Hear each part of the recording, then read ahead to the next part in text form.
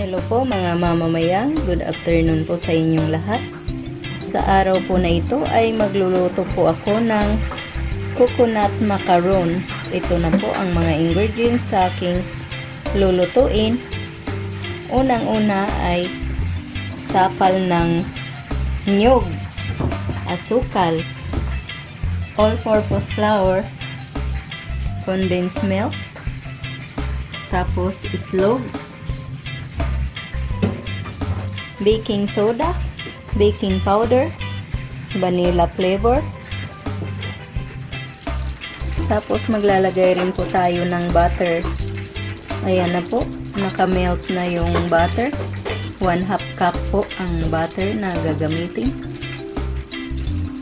Ngayon po mga mamamayang na tunaw na ang ating butter ay pwede na nating ilagay ang 1/4 cup ng asukal dito sa loob ng maliit na kaldero.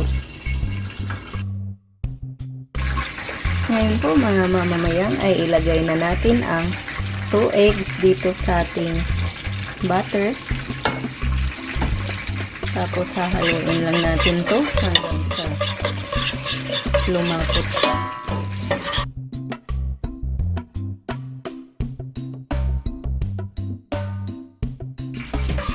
Pagkatapos po mga mamamayan, pag ganito na po kalapot ang inyong itlog dito sa butter, ay pwede na po natin isunod ang ating sapal ng niyog.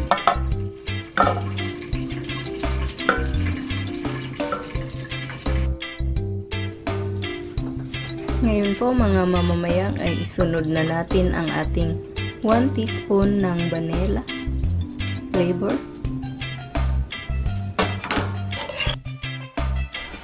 Ngayon po mga mamamayang ay pwede na tayong maglagay ng 1/2 teaspoon ng baking powder dito sa ating sapal. Tapos hahaluin nyo lang. Ngayon po ay maglalagay rin po tayo ng 1/2 teaspoon ng baking soda. Pagkatapos ay hahaluin ulit natin. Ayan na po mga mamamayang, isunod po ninyo ang inyong 1/2 cup ng harina. Tapos kung wala pa pong asin ang inyong harina ay lagyan nyo po ng 1/2 teaspoon. Yan po, kasi itong sa akin meron ng asin. Kaya hindi ko na po kailangang maglagay ng asin dito. Ayan na po, hahaluin lang pong mabuti. Pagkatapos po ay nilagay ko na po ang condensed milk na kalahating lata lang po ang nilagay ko. Pero kung gusto nyo ay 1 lata po ang ilagay ninyo. Ayan na po mga mamamayang, sa tingin ko po pwede na itong lutuin sa oven.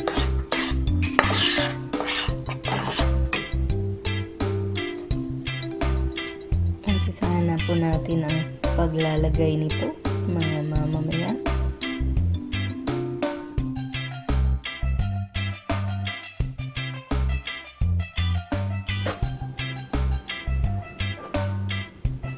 Ayan na po siya mga mamamayan. Ready na po itong ilagay sa oven.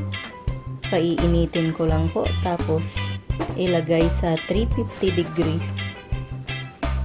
Tapos pwede na po itong lutuin. Ayun po mga mamamayang ay ready na po itong ilagay sa ating oven ng mga 20 minutes to 30 minutes.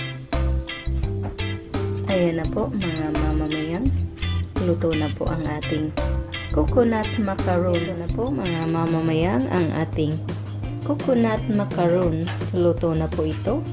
Sana po ay nakuha nyo ang recipe ito. Sana ay mag-subscribe po kayo. Maraming salamat po sa inyong panunood. Ito po ang inyong Ate Mayang na nagsasabing mabuhay at Happy Valentine's Day po sa inyong lahat.